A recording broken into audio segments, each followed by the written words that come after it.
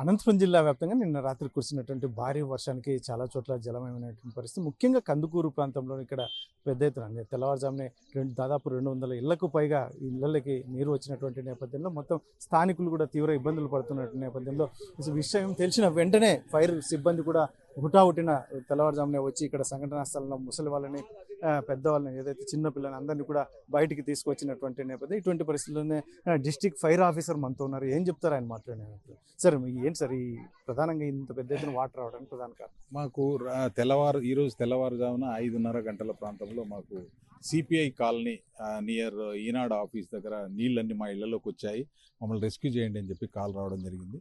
ఇమ్మీడియట్గా మాకు Anantapuram fire unit ఇక్కడ ఇమ్మీడియట్గా రెస్పాండ్ అయ్యి ఇక్కడ చూసిన తర్వాత నీళ్లు దాదాపు 4 అడుగుల మేరకు పై వరకు నీళ్లు ఉండేవి. ఈ రోడ్డు మీద కూడా నీళ్లు ఇట్లా ప్రవహిస్తూ ఉన్నాయి. సో ఆ సిచ్యుయేషన్లో మా వాళ్ళు తాళ్ళు, ఈ ఫ్లోటింగ్ ఆబ్జెక్ట్స్ తీసుకెళ్లి ఇళ్లలోకి వెళ్ళి అక్కడ ఎవరైతే ముసలి వాళ్ళు రాలేనటువంటి ఎవరైతే ఉన్నారో ముసలి వాళ్ళని, తర్వాత అదేవిధంగా చిన్నపిల్లల్ని కూడా వాళ్ళని బయటికి తీసుకురావడం జరిగింది. అదేవిధంగా యువకులందరినీ అలర్ట్ చేసి వాళ్ళందరినీ కూడా సేఫ్ ప్లేస్కి వచ్చేయండి అని చెప్పడం వల్ల అందరూ కూడా సేఫ్ ప్లేస్కి రావడం జరిగింది. రాత్రి తెల్లవారుజామున వరకు కురిసిన వర్షాలు ఏవైతే గంగనేకుంట అదేవిధంగా జంగాలపల్లి ప్రాంతంలో కురిసినటువంటి వాటరు ఈ ఫీల్డ్స్ మీద పడి ఈ విధంగా అన్నీ కూడా ఈ కాలనీలోకి రావడం జరిగింది. ఈ కాలనీ పొడవునా ఇక్కడ దాదాపుగా 5-6 కల్వర్ట్స్ ఉన్నాయి. ఈ కల్వర్ట్స్ అన్నీ కూడా బ్లాక్ అయిపోవడం వల్ల ఆ వాటర్ అంతా కూడా ఇక్కడ ఇనండేట్ అయిపోయి ఇక్కడ నీళ్లు పైకి రావడం జరిగింది. కలెక్టర్ గారికి చెప్పిన వెంబడే కలెక్టర్ గారు సంబంధిత అధికారులందరికీ ఇన్ఫర్మేషన్ అందరికీ ఇన్స్ట్రక్షన్స్ ఇచ్చి ఇక్కడ జేసీబీలు పంపించడం జరిగింది. అదేవిధంగా ఇక్కడికి వెళ్ళి ఇమ్మీడియట్ రిలీఫ్గా వాళ్ళకి ఫుడ్ ఏర్పాటు చేయడం జరిగింది. కలెక్టర్ గారు అదేవిధంగా లోకల్ ఎమ్మెల్యే గారు కూడా ఇమ్మీడియట్గా రెస్పాండ్ కావడం వల్ల ఇక్కడ రిలీఫ్ మెజర్స్ ఇవన్నీ కూడా మీకు చక్కగా జరుగుతున్నాయి. సార్ ముఖ్యంగా మీరు వచ్చిన సమయానికి ఒకవేళ కాస్త ఆలస్యం అంటే ఏమన్నా పరిస్థితులు వేరేగా ఉండేవా? ఎందుకంటే 4 అడుగులకు మించి వాటర్ వస్తుంది కాబట్టి అలా ఉండిపోయి ఉంటే కనుక ఆ నీళ్ళలో ఏదైనా ప్రమాదం జరిగే అవకాశం ఉండేది. చిన్నపిల్లలు దాదాపు ఇంతవరకు వాటర్ ఉండేది అనమాట. సో వాళ్ళకి ఏం కాకుండా ఇమ్మీడియట్గా అందరినీ కూడా బయటకు తీసుకురావడం జరిగింది. ముసలి వాళ్ళని ముఖ్యంగా వాళ్ళని బయటికి తీసుకురావడం జరిగింది. అదేవిధంగా కొన్ని జంతువులను కూడా బయటికి తీసుకురావడం జరిగింది. ఇక్కడ ఈ విధంగా మీరు ఇక్కడ చూసినట్లయితే దాదాపుగా గొర్రెలు ఉన్నాయి, దాదాపుగా 1000 గొర్రెలు కూడా. వాటిని కూడా ఆ సేఫ్ ప్లేస్కి ఎత్తు ప్రదేశంలోకి అక్కడ తోలుకొని అక్కడ ఉన్నారు వాళ్ళని కూడా ఇమ్మీడియట్ అక్కడ నుంచి తీసేయమని చెప్పాము. ఎక్కడైనా మళ్ళీ వస్తే అవి పుట్టుకొని పోయే ప్రమాదం ఉంది కాబట్టి. అప్రాక్సిమేట్గా మీకు ఎంత మేరకు నష్టం? ఎందుకంటే చాలామంది అందరూ ఆటోలు కావచ్చు, 2 వీలర్స్ కావచ్చు, తిండి గింజలతో సహా మొత్తం నష్టపోయినటువంటి పరిస్థితి. ఆ నష్టం ఎన్యూమరేషన్ అనేది జరుగుతూ ఉంది. ఇప్పుడు మీరు చూసినట్లయితే ఇందాక రోడ్డు మీదకి ఒక ఫ్రిడ్జ్ కూడా కొట్టుకొచ్చింది. సో అదేవిధంగా ఇళ్లలో ఉన్నటువంటి వాళ్ళ బియ్యం బస్తాలు, యుటెన్సిల్స్ అన్నీ కూడా తడిసిపోయి ఉన్నాయి.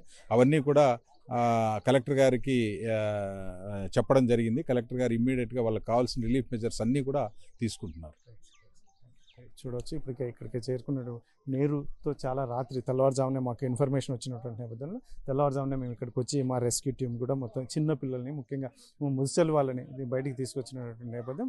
అందులోనూ ముఖ్యంగా కాస్త ఆలస్యం అయితే, ఎందుకంటే చిన్న పిల్లలు ఉండే పరిస్థితిగా ఊరి బయట కాబట్టి కొంచెం ఇబ్బందికరమైన పరిస్థితులు తలెత్తే అవకాశం ఇవ్వకుండా, ఏమాత్రం ఛాన్స్ ఇవ్వకుండా ఇక్కడ మేము మాకు మెజర్మెంట్స్ తీసుకొని ఇమ్మీడియట్గా మా టీం అనేది వర్క్ చేసిందని చెప్పేసి జిల్లా ఫైర్ ఆఫీసర్ చెప్తున్నటువంటి నేపథ్యంలో ఇప్పుడు చాలామందికి చూడవచ్చు ఇక్కడ టిఫిన్ సదుపాయం కూడా ఏర్పాటు చేశారు. ఇప్పటికే మధ్యాహ్నం కూడా వారికి భోజన సదుపాయం ఏర్పాటు చేస్తామని ఒకవైపు ఇక్కడ స్థానిక ఎమ్మెల్యే ఆధ్వర్యంలో ఇవన్నీ ఏర్పాటు చేశామని ఒకవైపు అధికారులు చెప్తున్నటువంటి నేపథ్యంలో మరి వారి ఇంట్లోకి అయితే మాత్రం ప్రతి ఒక్కరికి దాదాపు ఏది తిండి గింజలు ఏంటివి మాకు మిగలకుండా పోయాయి. కాబట్టి మేము ఏదో కూలికి వెళ్ళే పరిస్థితులు అని చెప్పేసి ఇక్కడ చాలామంది వాపోతున్నటువంటి నేపథ్యంలో మరి వీరిని ప్రభుత్వం వెంటనే ఆదుకోవాలని చెప్పేసి ఒకవైపు వారు రిక్వెస్ట్ చేస్తున్నటువంటి నేపథ్యంలో మరి ప్రభుత్వం ఇమ్మీడియట్గా ఈ వాటర్ని ఇక్కడ నుంచి పంపించే విధంగా చర్యలు చేపట్టేందుకు జేసీబీలతో కూడా పనిచేస్తున్నటువంటి నేపథ్యంలో మరి చూడాలి మరి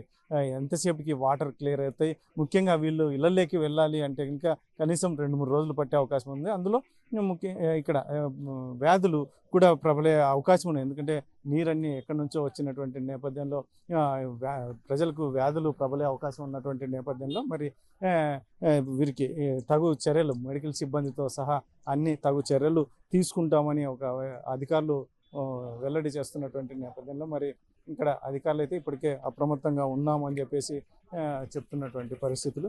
మరి ఇంకా 2-3 రోజులు వీరికి ఇక్కడ నుంచి వాటర్ పంప్ చేయడానికి పూర్తి క్లియర్ చేయడానికి ఇబ్బంది 2-3 రోజులు పట్టే అవకాశం ఉంది. అందులో ముఖ్యంగా తర్వాత బురద ఇటువంటివన్నీ ఉంటాయి, ఇళ్లలో సామాన్లు అన్ని క్లీన్ చేసుకోవాలని ఇవన్నీ కూడా కొంచెం ప్రాసెస్ ఉంటుంది. కాబట్టి వారికి ఏదైతే ఉన్నాయో వ్యాధులు ప్రబలకుండా కూడా తగు చర్యలు కూడా చేపడతామని అధికారులు చెప్తున్నారు.